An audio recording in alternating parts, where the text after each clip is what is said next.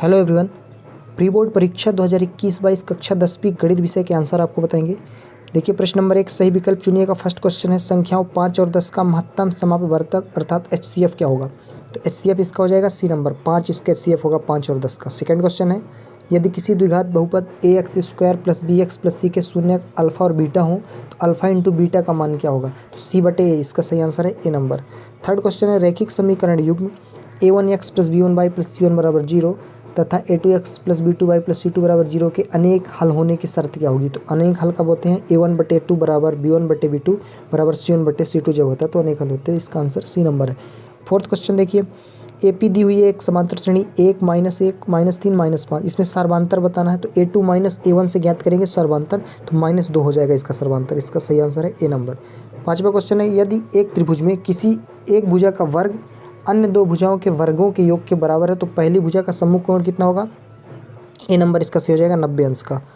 छठवां क्वेश्चन है बिंदु ए दिया है 1 -2 और बी बिंदु के निर्देशांक दिए हैं -3 4 को मिलाने वाले रेखाखंड के मध्य बिंदु के निर्देशांक क्या होंगे। तो इसका सही आंसर है ए नंबर -1 -1। कैसे आया है इसको समझ लीजिएगा। x1 प्लस x2/2 होता है तो 1 और -3 करेंगे तो -2 हो जाएगा और -2/2 करेंगे तो -1 आएगा यहाँ पे x1 प्लस x2/2 यानी x के निर्देशांक।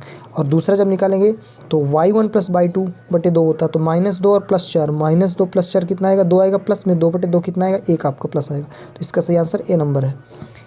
दूसरा प्रश्न देखेंगे रिक्त स्थान भरिए। फर्स्ट नंबर है भाज्य बराबर क्या भरेंगे यहाँ पे, गुणे भागफल प्लस शेषफल दिया तो यहाँ पे आ जाएगा आपका भाजक। इसका सही आंसर है भाजक, यहाँ पे आपको भर देना भाजक।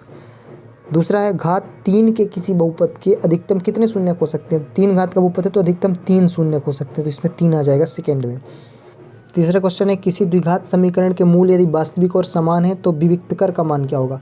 विविक्तकर आपका जो होता है b² - 4ac, ये क्या होता है 0 के बराबर होता है, तभी मूल वास्तविक और समान होते हैं, तो यहाँ पे 0 आ जाएगा यानी शून्य आपका।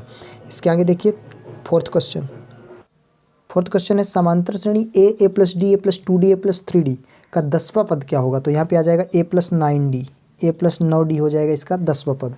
पांचवा प्रश्न है वे सभी आकृतियाँ जिनके आकार समान होते हैं परंतु इनके माप समान होने आवश्यक नहीं है क्या होती हैं, समरूप कहलाती हैं, तो इसमें हो जाएगा समरूप। ये हो गया आपका पाँचवें का आंसर।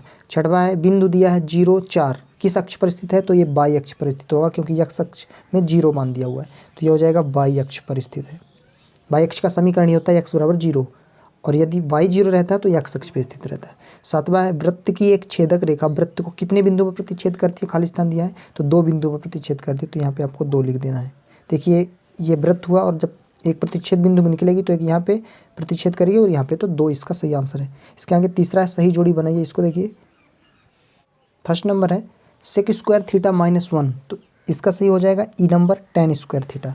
सेकेंड है cot थीटा को क्या लिख सकते हैं 1/tan थीटा, ए नंबर इसका हो जाएगा। थर्ड नंबर दिया है 1 - sin² थीटा, तो सर्वसमिका होती है 1 - sin² की होती है cos², डी इसका सही आंसर है। आपको ऐसे मैच नहीं कराना, आपको सीधे सीधे ही आंसर लिखने हैं। फोर्थ नंबर दिया है cot 30 का मान √3 होता है यानी √3, ये इसका सही आंसर बी नंबर हो जाएगा।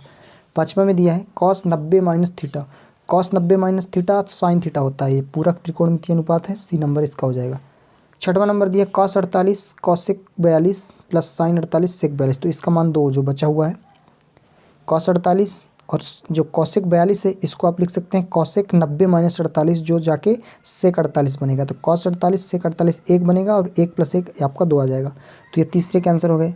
प्रश्न नंबर 4 में देखेंगे एक शब्द वाक्य में उत्तर दीजिए दिया हुआ है। तो फर्स्ट नंबर है नीचे दिए गए चित्र में बहुपद px के लिए y बराबर px का ग्राफ दिया है तो शून्यकों की संख्या बतानी है।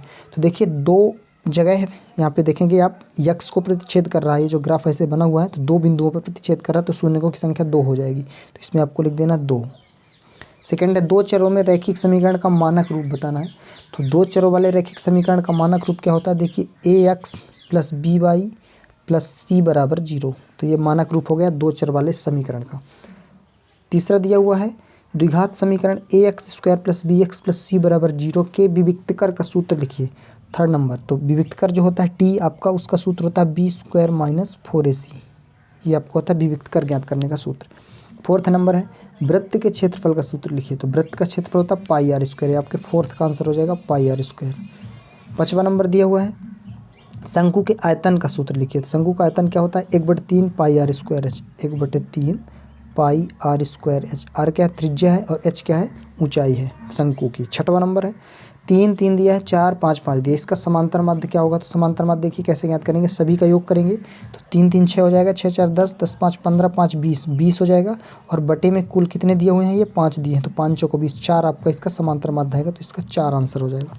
7वां नंबर है किसी निश्चित घटना की प्रायिकता का मान कितना होगा? तो 1 होता है। निश्चित घटना की प्रायिकता सदैव 1 होती है। असंभव घटना की 0 होती है और निश्चित घटना की 1 होती है। ये चौथे के आंसर हो गया। प्रश्न नंबर 5 में देखेंगे सत्य असत्य लिखिए। फर्स्ट नंबर दिया हुआ है 2 धनात्मक पूर्णांक a और b दिए रहने पर ऐसी अद्वितीय पूर्ण संख्याएं q और r विद्यमान है कि a बराबर bq प्लस r, 0 से बड़ा होगा r और लेकिन b से बड़ा नहीं हो सकता, तो ये सत्य हो जाएगा। यूक्लिड विभाजन प्रमेय का है ये।